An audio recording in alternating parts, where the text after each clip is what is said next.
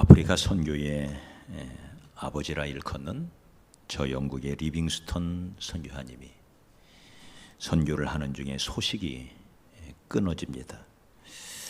스탠리라고 하는 유명한 탐험대가 중앙 아프리카 어느 마을에서 이 리빙스턴을 발견하게 됩니다. 이때가 1873년. 이때 리빙스턴은 이미 늙고 또 병들어서 극도로 쇠약해져 있었습니다. 스탠리는 30년 동안 아프리카 토인들과 함께하며 오직 복음 전도에 힘썼던 이 리빙스턴에게 간곡하게 권합니다. 선교사님, 영국으로 돌아갑시다. 영국에 있는 모든 교회가 선교사님 위하여 기도하고 있습니다.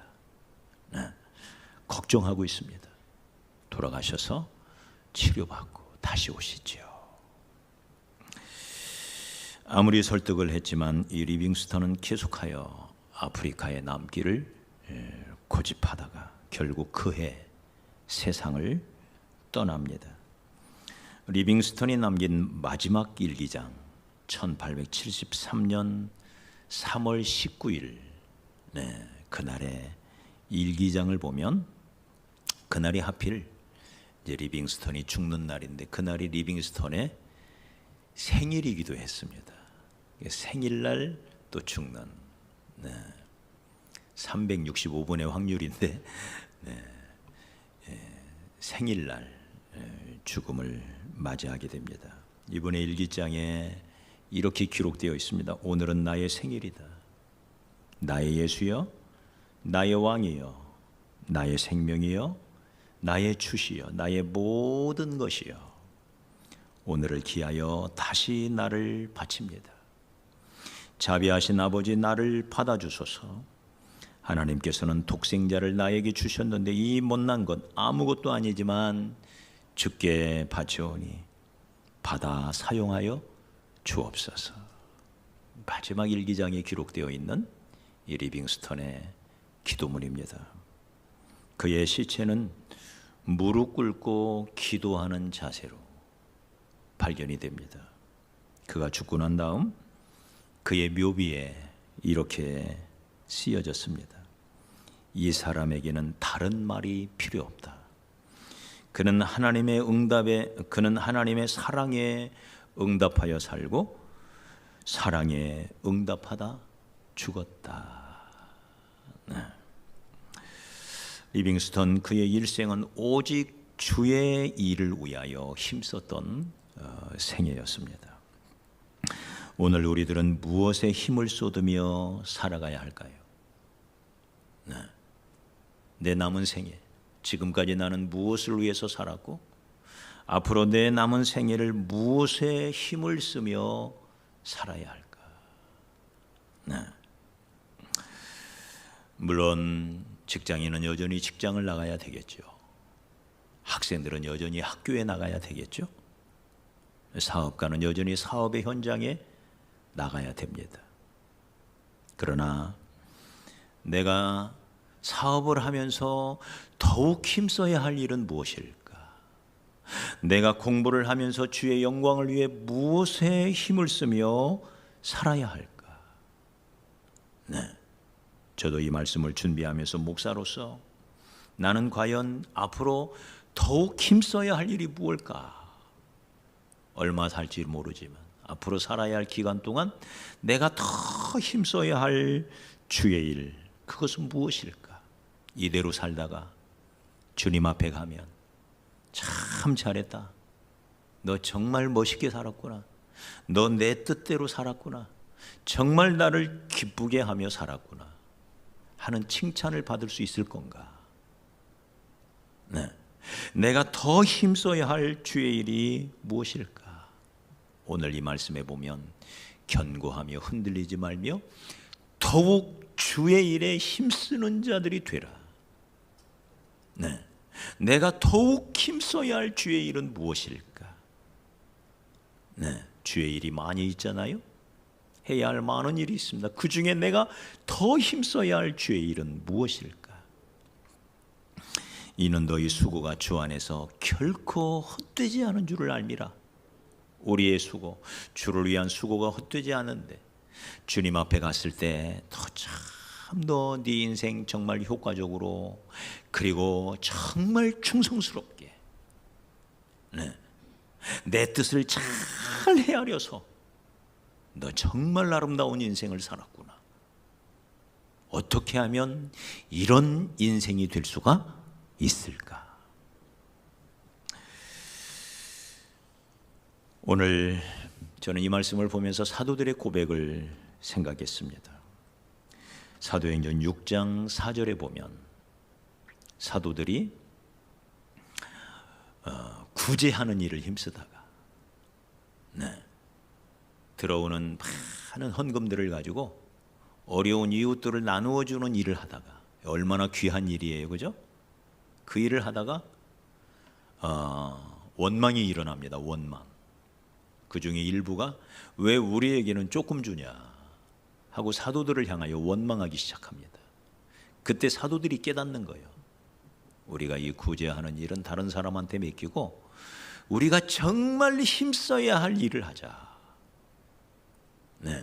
그게 사도행전 6장 4절의 고백입니다. 우리 다 같이 한번 읽어보죠. 시작. 우리는 기도하는 것과 말씀 전하는 것을 전무하리라. 두 가지를 얘기해요. 우리는 기도하는 일에 더 힘써야 하겠고, 말씀 전하는 일, 복음 전도하는 일에 더 힘써야 하겠다. 우리를 구원하러 오신 예수님의 삶을 봐도 이 두 가지는 분명해요. 우리 예수님은 기도하는 일에 힘썼어요. 우선순위가 먼저 기도하는 일이에요. 기도하는 일. 그 다음 전도하는 일. 그분은 아침에 일어나자마자 첫 시간을 하나님 앞에 나아가 조용히 기도하면서 하루를 시작해요. 그리고 하루의 모든 일과를 마치면 반드시 한적한 곳에 산에 올라가 하나님 앞에 또 기도하면서 하루를 마쳐요. 그분은 특별한 일을 앞에 두고 금식 기도를 하며 철야 기도를 하며 특별한 기도를 드려요. 크고 중요한 일을 앞에 두고 하나님 앞에 더 간절히 기도하는 예수님의 모습은 우리가 늘 보게 돼요. 때로는 일을 하다가도, 복음을 전하다가도, 찾아온 수많은 사람들의 병을 고치다가도 필요하다고 느껴지면 그분은 그 모든 일을 물리치시고 중단하고 산에 올라가 기도하시던 예수님.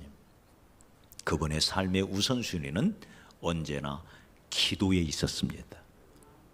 그리고는 그는 하루 종일 복음 전하는 일에 힘써요.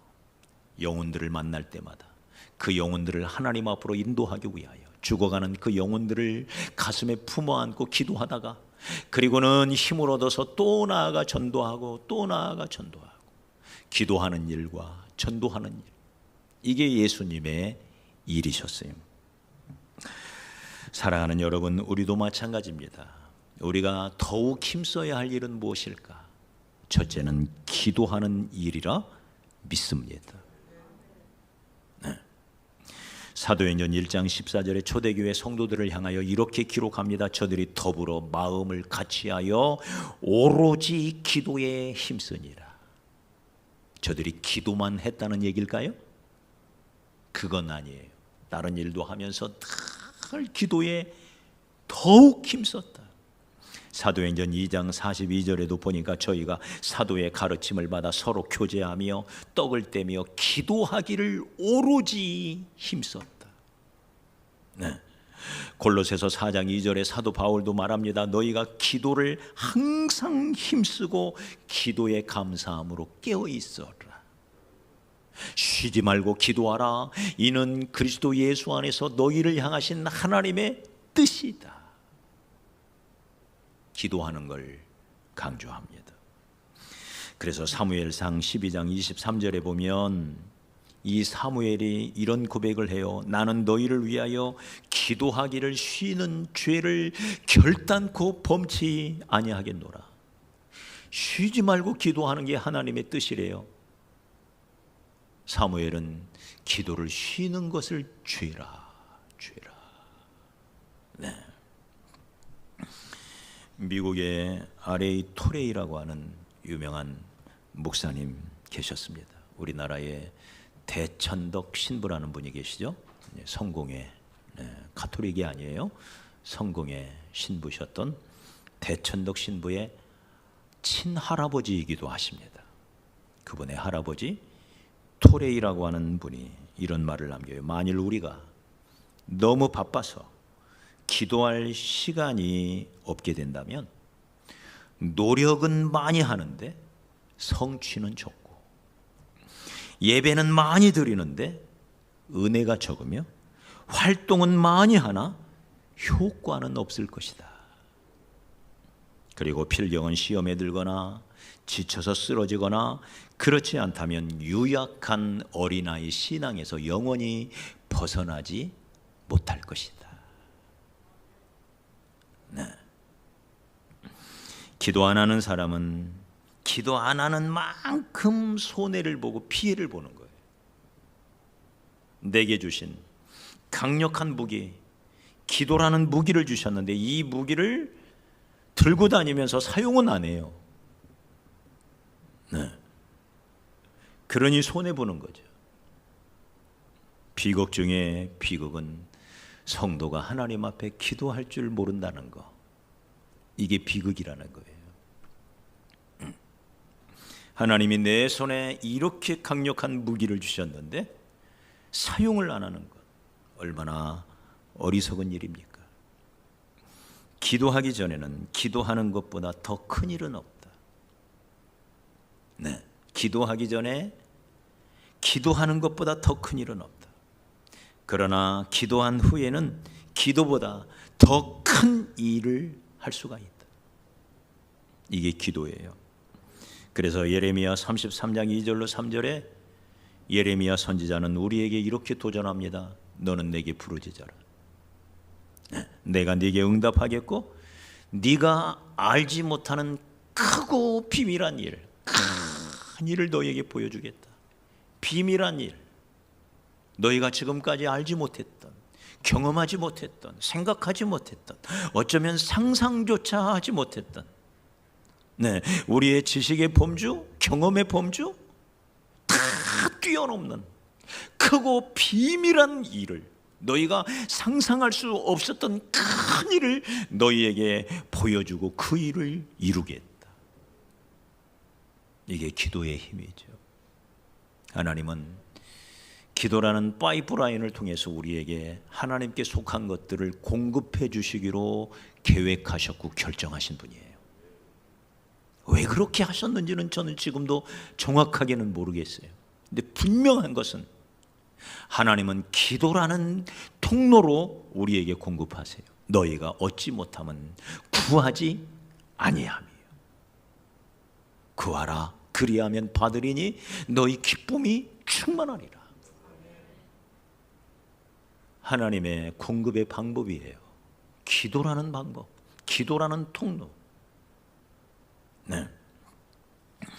사도 바울도 이와 비슷한 얘기를 합니다. 아무것도 염려하지 말고.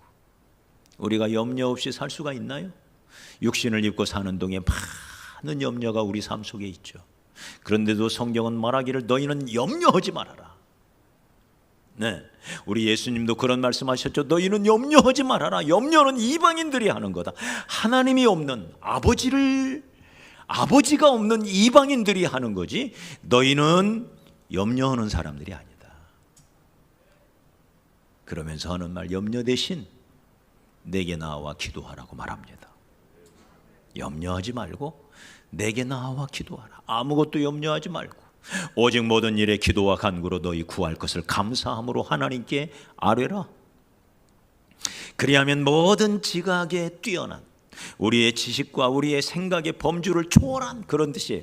지각에 뛰어난, 지각을 뛰어넘는, 지각을 초월하여 지식의 한계를, 우리의 경험의 한계를 뛰어넘는 놀라운 평강이 그리스도 예수 안에서 너희 마음의 생각을 지키시리라. 기도하는 자에게 주시는 축복입니다. 그러므로 염려 대신 기도해야 할 줄 믿습니다. 염려는 내 문제를 가지고 내 힘으로 내 방식으로 나 혼자 해결해 보려고 발버둥 치는 게 염려예요. 네. 기도는 하나님을 보신 사람들이 하나님 앞에 내 문제를 가지고 나아가 하나님과 함께 그 문제를 해결해 보려고 발버둥 치는 거예요. 뭐가 나아요? 나 혼자 해야 되나요? 하나님이 계신데 나를 도우시려고 언제나 두 손 높이 들고 서 계시는 하나님이 계신데 왜 나 혼자 낑낑대죠? 어리석은 거라는 거죠. 그래서 그건 이방인들이 하는 거다. 아버지가 없는 이방인들이 하는 거다. 옆에서 도와주시려고 서 있는 아버지가 계신데 낑낑대는 4살 먹은 5살 먹은 어린아이처럼. 네, 우리는 기도, 염려 대신 기도하며 사는 사람들입니다. 할렐루야. 네. 기도할 때 기적이 일어납니다. 마가복음 9장 29절에 주여 왜 우리에게는 이런 능력이 없습니까? 하소연하는 제자들에게 주님은 이렇게 말합니다. 기도 외에 다른 것으로 이런 유가 이런 기적은 나갈 수 없다. 기도할 때 기적이 일어나요. 기적이 뭐죠? 사람이 할 수 없는 오직 하나님만 하실 수 있는 일을 기적이라 합니다. 그 기적은 기도하는 현장에만 일어난다는 거. 엘리야가 기도했을 때 하늘문이 닫혀서 3년 6개월 동안 비가 안 내려요. 다시 기도했을 때 하늘문이 열려서 비가 내려요. 여호수아는 하나님 앞에 간절히 기도했더니 아얄론 골짜기에 지나가던 태양이 멈춰서 버리잖아요. 그때 태양만 멈춰섰겠어요? 온 태양계가 아니 온 우주가 다 멈춰서 버린 거죠. 하나님만 하실 수 있는 일입니다. 할렐루야. 시속 30만 킬로로 날아가는 태양이 어떻게 멈출 수가 있냐고요. 그 자리에서 뚝 멈추다니. 네? 하나님이 하시는 일인 겁니다. 크고 비밀한 일, 네가 알지 못하는, 네가 상상조차 하지 못했던 그런 일들이 벌어질 수 있는. 그러니 우리가 직장에서 일하면서 더욱 힘써야 할 기도하는 일인 줄 믿습니다. 공부하면서 하나님 앞에 지혜를 구하고, 일하면서 하나님 앞에 지혜를 구하고. 네. 특별히 지금 이 나라가 우리의 기도를 필요로 하고 있습니다. 나를 위해 기도해 달라던 예수님처럼 지금 우리의 조국이 나를 위하여 기도해 달라고 우리를 향하여 외치고 있습니다. 기도의 무기처럼 강력한 무기가 없습니다. 때로는 깃발 들고 거리로 나갈 수도 있어야 하고, 목소리를 높여야 할 때도 있지만 항상 잊지 말아야 할 것, 그리스도인은 기도로 싸우는 사람들이에요. 그리고 기도라는 이 무기처럼 강력한 무기가 없는 것입니다. 할렐루야.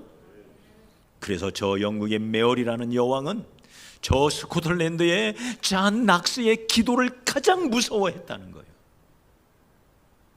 네, 여러분, 기도처럼 강력한 무기가 없는 것입니다. 우리가 기도만 하자는 게 아니죠. 네, 성경도 기도만 해라 이건 아니에요. 그러나 너희가 기도에 더 힘써라. 기도할 때 내가 도와주마.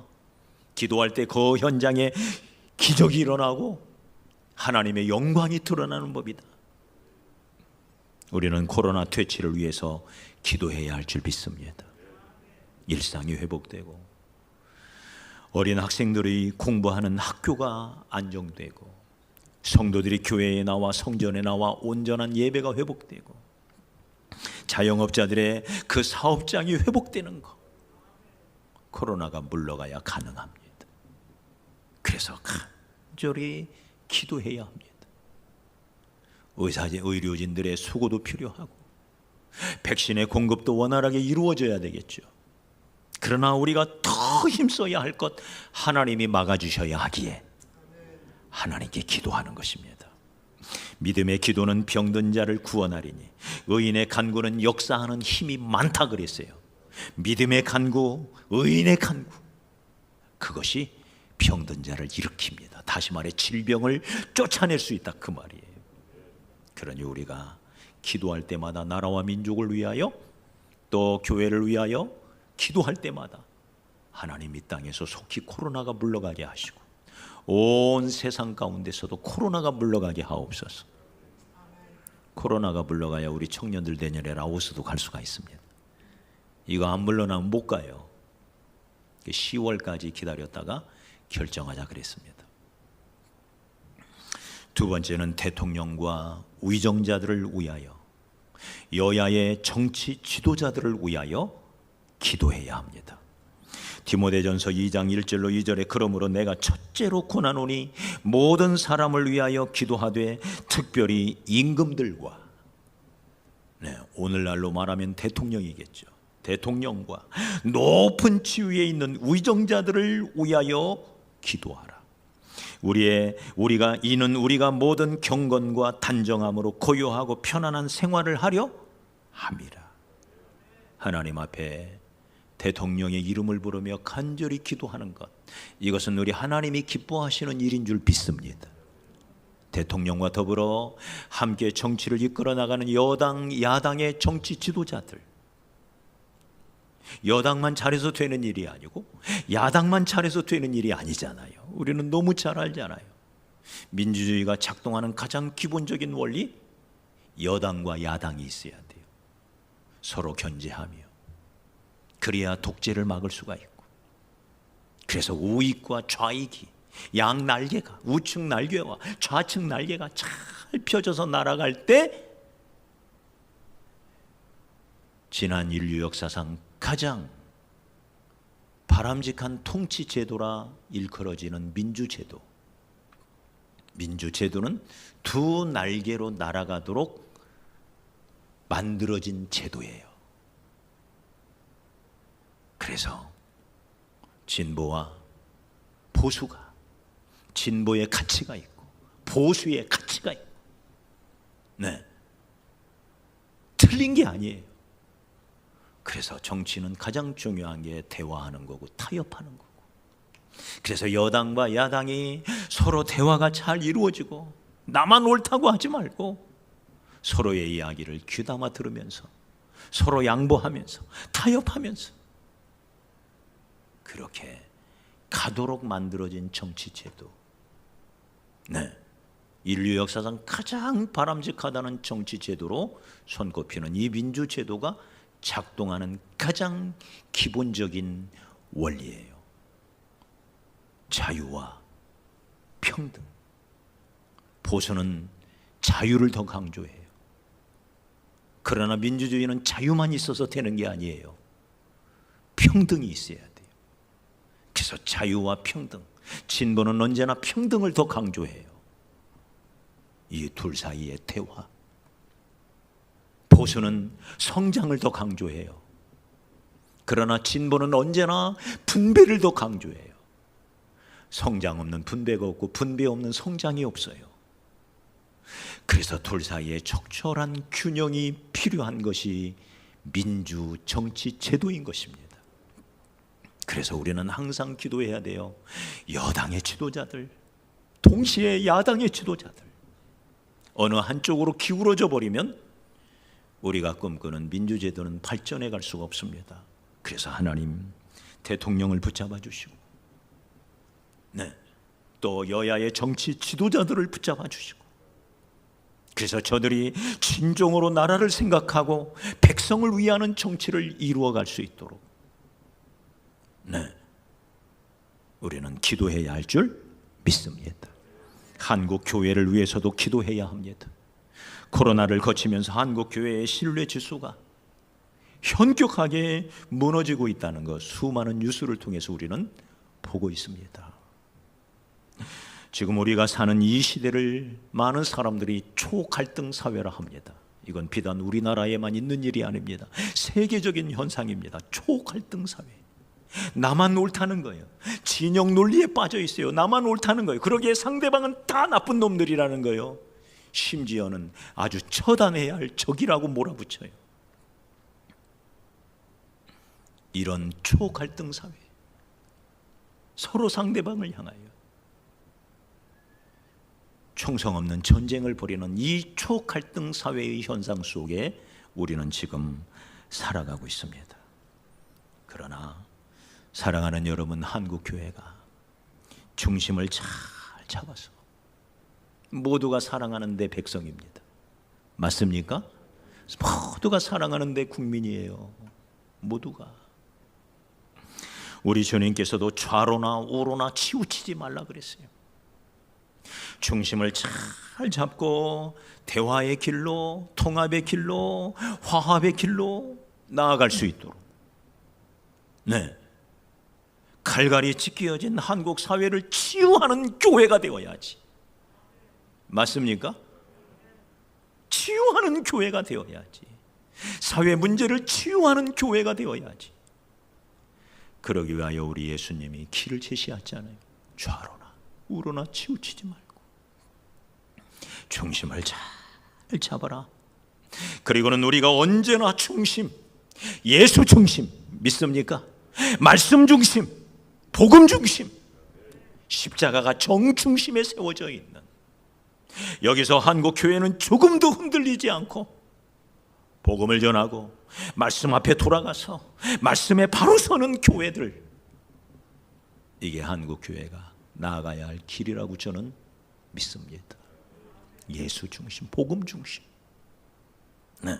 그래서 기도하는 일과 복음 전하는 일, 우리가 더 힘써야 할 일들이 바로 여기에 있음을 기억하여서, 네, 우리에게 하나님이 주신 가장 강력한 무기, 기도라는 무기와 복음이라고 하는 이 십자가 복음만이 세상을 진정으로 행복하게 할 수가 있습니다.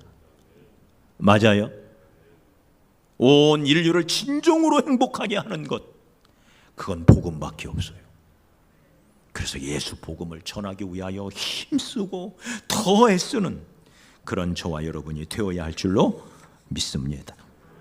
이 가을에 우리는 기도하며 나가기를 원합니다. 가을에는 기도하게 하소서. 낙엽들이 지는 때를 기다려 내게 주신 겸허한 모국어로 나를 채우소서. 김현승님의 시죠. 겸허한 모국어로 나를 채우소서. 저는 이 시를 묵상할 때마다, 생각할 때마다 겸허한 모국어라는 이 시가 무엇을 의미할까? 네. 우리 그리스도인에게 모국어는 천국의 언어일 거예요. 우리는 천국에서 왔으니까. 맞아요? 하늘의 시민권자들이니까. 기도의 언어라고 믿습니다. 겸허한 기도의 언어로 채우게 하옵소서. 가을에는 기도하게 하소서. 우리가 다음 주에 3일 동안 특별기도 드리기로 했습니다. 여러분 다 같이 오셔서 하나님 앞에 나라와 민족을 위하여, 또 온전한 일상 회복을 위하여, 올해의 피어처럼 하나님 앞에, 여호와 앞에 온전히 돌아가기 위하여 다시 한번 기도하며 나아갔으면 좋겠습니다. 시원한 가을 아침, 가을 저녁 기도하기 너무 좋잖아요. 네, 기도에 힘쓰는 그런 한 주, 또 이 멋진 가을이 되기를 주의 이름으로 축복합니다. 두 번째는 복음을 전하는 일입니다. 우리가 더 힘써야 할 일 뭘까요? 네, 우리는 말씀 전하는 것에 전무하리라. 복음 전하는 일에 전무하리라. 우리가 기도하면 하나님은 우리 기도에 응답하셔서 능력 주시겠죠. 지혜도 주시겠죠. 그러면 그 능력과 그 지혜를 가지고 뭐를 해야 돼요? 이제 실천에 옮겨야 되겠죠. 나가서 주의 일에 힘써야 돼. 네. 사랑하는 여러분, 여기 힘쓴다고 하는 말은 디모데후서 4장 1절로 2절에 보니까 하나님 앞과 산자와 죽은 자를 심판하실 그리스도 예수 앞에서 그의 나타나실 것과 그의 나라를 두고 엄히 명하노니 너는 말씀을 전파하라. 때를 얻든지 못 얻든지 항상 힘쓰라. 말씀을 전파하라. 때를 얻든지 못 얻든지, 기회가 있든 없든, 상황이 좋든 나쁘든 항상 힘써야 할 것. 때를 얻든지 못 얻든지 항상 힘써야 할 것. 주께서 우리에게 주신 엄한 명령 뭡니까? 말씀을 전하라는 거예요. 복음을 전하라는 거예요. 힘쓰라 하는 이 말은 주의를, 이 프로스 카르테레오라는 말은 주의를 집중한다, 그 말이 주의를 집중한다. 우리가 직장 생활하면서, 사회 생활하면서, 학교에서, 직장에서 만나는 모든 사람들의 삶 속에서 늘 주의를 집중하라는 거예요. 내가 전도할 사람이 누굴까? 어떻게 하면 저 사람을 전도할 수 있을까? 네? 누가 마음이 열린 사람인가? 누가 교회 갈 만한 사람 어디 없나? 늘 주의를 집중하라는 거예요. 할렐루야. 이게 힘쓰는 거예요. 우리가 직장 안 나갈 수 없죠? 학교 안 갈 수 없죠? 직장에서든 학교에서든 만나는 모든 사람들의 영혼에 관심을 갖고 주의를 기울이라는 거예요. 주의를. 누가 교회 다닐 만한 사람인가? 누구에게 내가 예수 복음을 전해야 할까? 주의를. 네. 그때 기회를 포착할 수가 있는 것입니다. 시편 126편 5절로 6절에 보니까 눈물을 흘리며 씨를 뿌리는 자는 기쁨으로 거두리로다. 씨를 뿌리는 것은 언제나 수고가 따라요. 네. 그냥 씨 뿌릴 수 있는 사람은 아무도 없어요. 밭을 일구고 땅을 파야. 오늘 또 오후에 이제 가서 쪽파를 좀 심으려고 하는데요. 이거 심으려면 우리 유갑재 집사님 땀 엄청 흘려야 돼요. 나는 안 흘려요. 시키지. 네, 이제 저도 파야죠. 같이 파는데 이게 얼마나 힘든 일인지 몰라요. 정말 힘들어요. 그래도 네, 이걸 심어야 가을에 거둘 수 있다는 생각에 파는 거예요. 네, 그래서 성경은 울며 씨를 뿌리는 거다. 최소한의 헌신과 수고가 있어야 된다는 거예요. 주의를 기울이는 수고가 필요하고, 그를 위하여 시간을 내줘야 되고, 그를 위하여 때로는 주머니도 열어서 커피도 살 줄 알아야 되고, 네, 때로는 칼국수라도 한 그릇씩 살 줄 알아야 전도가 되는 거예요. 그래서 울며 씨를 뿌리러 나가는 사람. 내가 가만히 있어서 나보고 나도 형님 따라 교회 갈까 하는 사람 없어요. 내가 씨를 뿌려야 돼요. 그래서 울며 씨를 뿌리러 나가는 자는, 그러나 그걸로 끝나지 아니하고 반드시 정령 기쁨으로 그 단을 가지고 돌아오리로다. 씨를 뿌렸는데 단을 가지고 돌아온대요. 울며 나갔는데 기쁨으로 돌아온대요. 어떻게 돌아오느냐? 반드시 돌아온대요. 반드시 기쁨의 단을 가지고 돌아온대요. 복음이라는 씨는 공수표가 없어요. 반드시 거둔다는 거예요. 내가 못 거두면 다른 사람이 거둘 거예요. 우리 교회가 못 거두면 다른 교회라도 거둘 거예요. 당대에 못 거두면 내 아들 대회라도 거둘 거예요. 반드시 거둡니다. 그렇기 때문에 전도라고 하는 것은 우리가 너무 어렵게 생각할 필요가 없어요. 전도는 반드시 거두는, 다시 말해 실패가 없는 것이기 때문에 전도는 누가 잘하냐? 하는 사람이 잘하는 거예요. 안 하는 사람은 못하는 거예요. 내가 못 거둬도 상관없어요. 심었으면 누군가는 거두어요. 믿습니까? 내가 거뒀다고 또 너무 교만할 필요도 없어요. 누군가가 심어놓은 걸 내가 거둔 거예요. 그렇기 때문에 우리가 늘 만나는 사람들에게 예수 복음을 전하는, 그러니 예수 믿으시는 게 좋습니다. 나랑 교회 한번 가봅시다. 믿어서 손해볼 게 없습니다. 예수 믿으면 너무 좋습니다. 한번 교회 가보시죠. 우리 교회 너무 좋습니다. 한번 가보시죠. 주의를 기울이라는 거예요. 힘을 쓰라는 거예요. 네, 눈물을 흘리는 이 수고를 지불하라 이거예요. 우리 하나님께서도 우리를 전도하기 위하여 자기 아들을 희생하셨어요. 예수님은 그런 아버지의 뜻을 받들어 그 말씀에 순종하여 자기 몸을 십자가에 매달았어요. 우리를 구원하시기 위하여.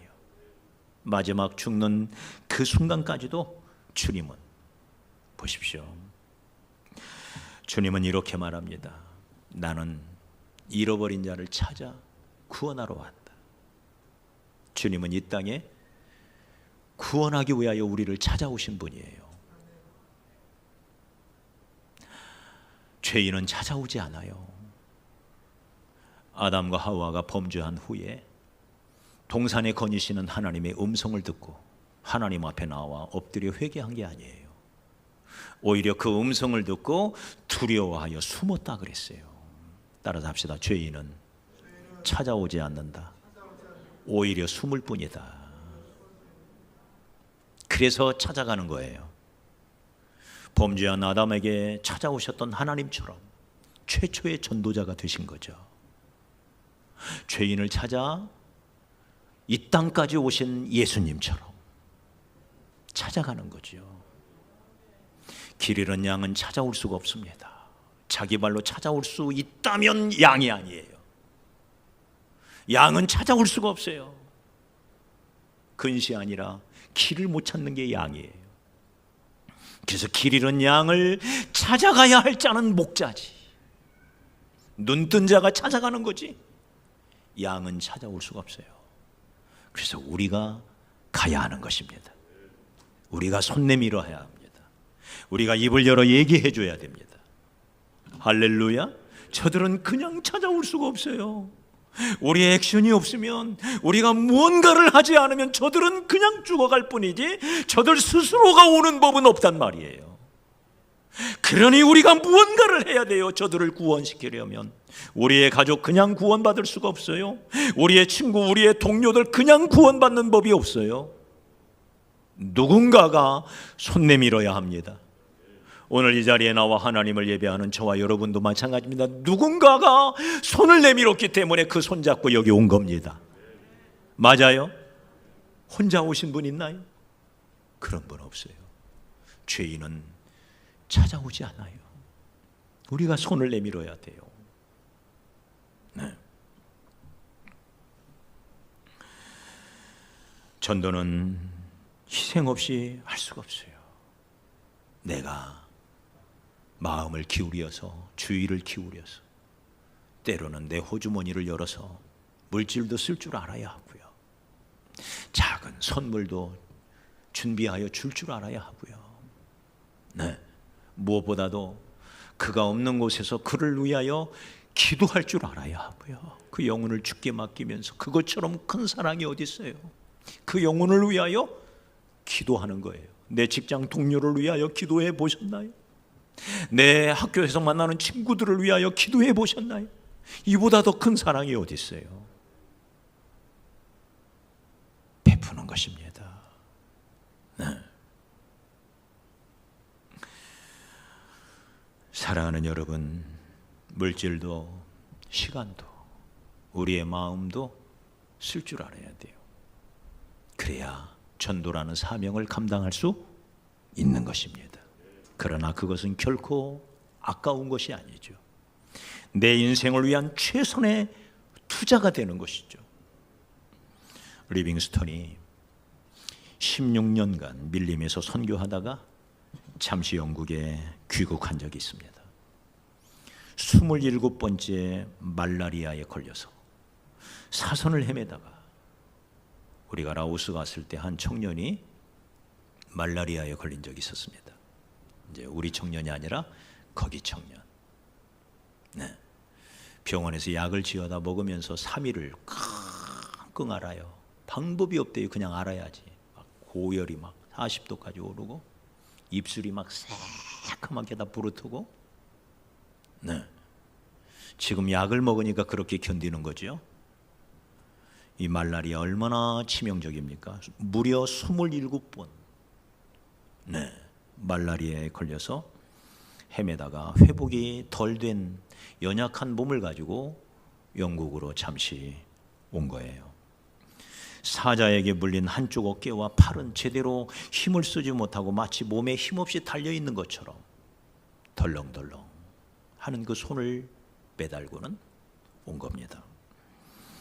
그리고는 케임브리지 대학에서 설교를 한 적이 있습니다. 그 설교문에 이런 말이 나와요.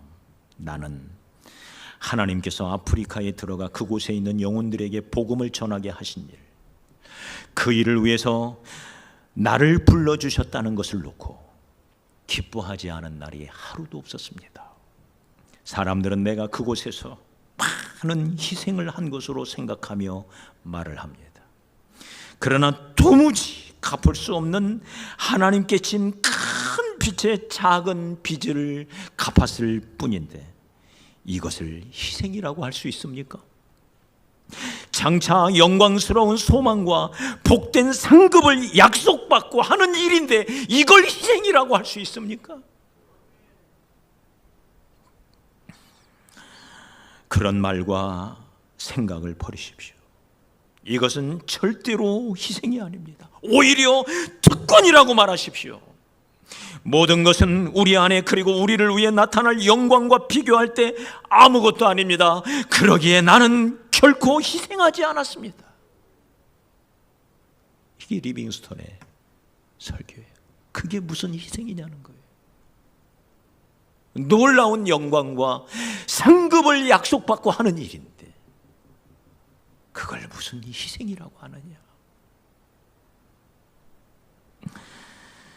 사랑하는 여러분, 우리가 더욱 힘써야 할 일, 에베소서 5장 10절에 보니까 주께 기쁘시게 할 것이 무엇인가 시험하여 보라. 우리 주님이 무엇을 기뻐하시는지 시험해 보라. 주님이 무엇을 기뻐하시는가. 누가복음 15장 10절에 보니까 이와 같이 죄인 한 사람이 회개하면 하늘에서는 회개할 것 없는 의인 99으로 말미암아 기뻐하는 것보다 더하리라. 회개할 것 없는 의인들이 99명이 모여서 하나님을 하루 종일 예배하고 찬양하며 하나님 앞에 기뻐 뛰노는 모습을 보면서 하나님은 기뻐하시겠죠.